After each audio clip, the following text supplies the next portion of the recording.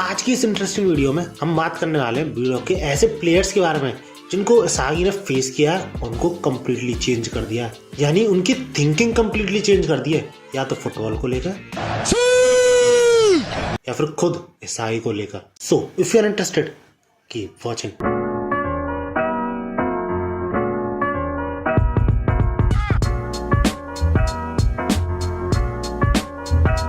तो यार Blue Lock का मेन प्रोटैगनिस्ट इसागी, जिसने ब्लू लॉक में अभी तक जितने भी मैच खेले हैं या तो उनसे कुछ सीखा है या फिर दूसरों को कुछ सिखाया है। तो यार इस सब की शुरुआत होती है खुद इसागी से, जिसको कि हमने पहले एपिसोड या फिर बोलूं मांगा के पहले चैप्टर में ही देखा था कि ब्लू लॉक में एंटर करने से पहले जब ईगो अपनी स्पीच देता है तो उसमें इसागी को पहली बार ईगोइस्टिक मेंटेलिटी के बारे में पता चलता है। अब क्योंकि रिसेंटली उसने बहुत बड़ा match one for all for one जैसी मेंटेलिटी की वजह से हारा था, तो इसलिए बंदा अपने आप को चेंज करने की ठान लेता है।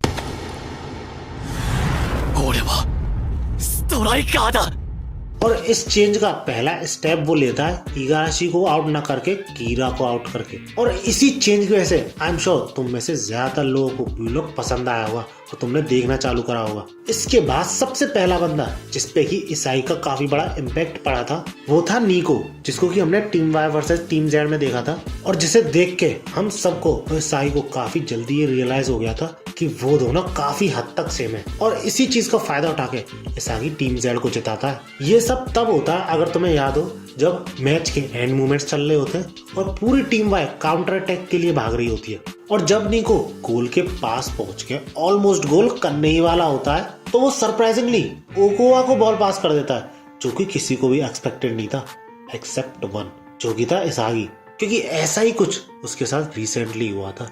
उसने ऐसी ही सिचुएशन में किसी और को बॉल पास करी थी, जिसकी वजह से वो समझ जाता है कि अगर ये मेरी तरह है तो ये खुद गोल नहीं करेगा, दूसरे को ही पास करेगा।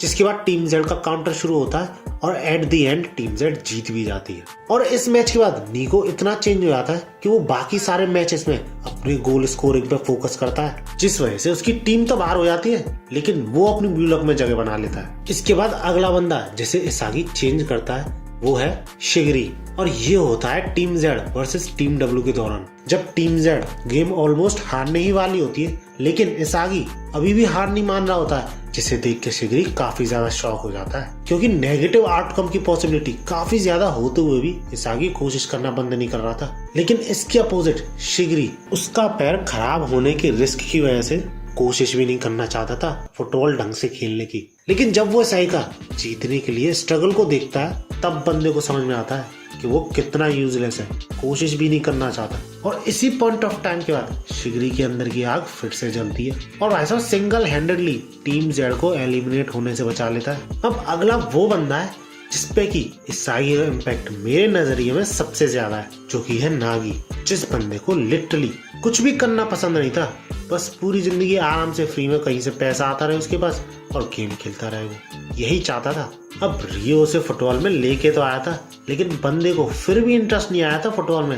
लेकिन जब टीम जेड टीम वी से टकराती है तो शुरुआत में तो नागी को वही बोरियत आ रही होती है, क्योंकि वो आसानी से जीत रहा होता है। लिटरली 3-0 का स्कोर भी कर दिया था टीम वी ने, लेकिन somehow team Z bounce back करती है और जब इसागी के गोल से टीम जेड जीत भी जाती है तब नागी को फ्रस्ट्रेशन का एहसास होता है, क्योंकि बंदे ने पहली बार हार का स्वाद चखा होता है। जिसके बाद वो रियो का साथ छोड़ के इसागी की 3 मैन टीम में जाने से भी नहीं हिचकिचाता।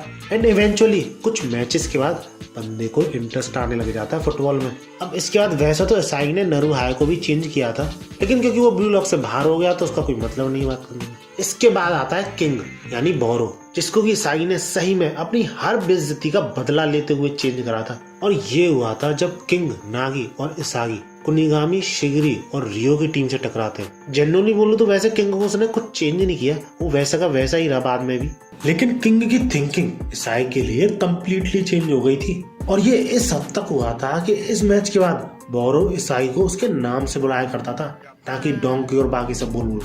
अब इसके बाद अगला आता है रिन, जिसको कि लिटरली चेंज करने में ईसाई को पूरे 3 मैच लग गए। और चेंज करने से मेरा मतलब था ईसाई के लिए उसकी सोच चेंज करने में 3 मैच लग गए, जिसमें से पहले मैच में तो बहुत बुरी तरह से हार जाता है ईसाई, लेकिन दूसरे मैच में इतना तगड़ा कंपटीशन देता है वो रिन को कि रिन भी एट दी एंड लक के थ्रू ही जीतता है। और रिन खुद भी ये मान लेता है कि ब्लू लॉक में आने के बाद पहली बार कोई बंदा उसे ऐसा मिला है जिसने कि उसे मैच को प्रिडिक्ट करने में हरा दिया। और भाई साहब जो ब्लू लॉक वर्सेस अंडर 20 का मैच होता है उसमें जो ईसाई लास्ट में गोल करता है ना, उसके बाद रिन तो चेंज होता ही है, ईसाई को अपना राइवल तो मानता ही है।